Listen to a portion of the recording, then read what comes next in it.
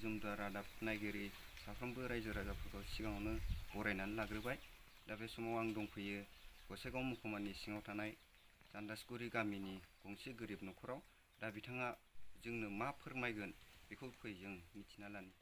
उद्देश्य लाफैनाया बेनो, गिदिरथार बेरामनि थाखाय बिथांमोनखौ आं हांख्रायनो थांदों। आंनि मुङा बानिराम बसुमतारी।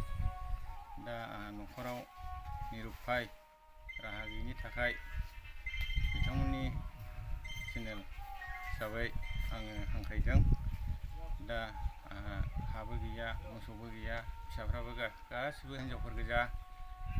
खामायनो थाखाय गोब्राब,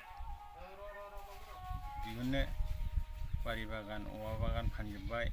आंनि जाथाय थाखा फैसा खरस थांनाया 2 लाखसिम जाहैबाय। आं 1 लाखआव रिन खालामना दङ।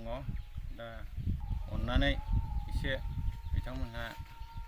बिथांमोनजों सिनायथि जादों आङो। दा सिगांनिफ्रायनो आङो जेबो अनसुंथाइ मोनाखैमोन। दा बे आंनि थाखाय एसे अनसुंथाइखौ हरोब्ला हामगौमोन।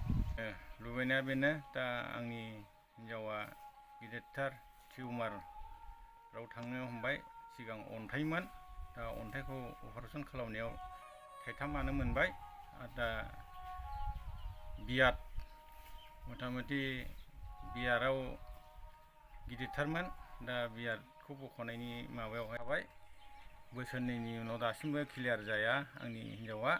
दा रिन लायै लायै नायबोबाय, रिन सुजिफिनो बागान बुगान फाननानै। दा आं बे रिनखौ होफिननो थाखाय एसे बिथांमोननिफ्राय आं अनसुंथाइखौ मोनब्ला हामगौ नंदोंमोन।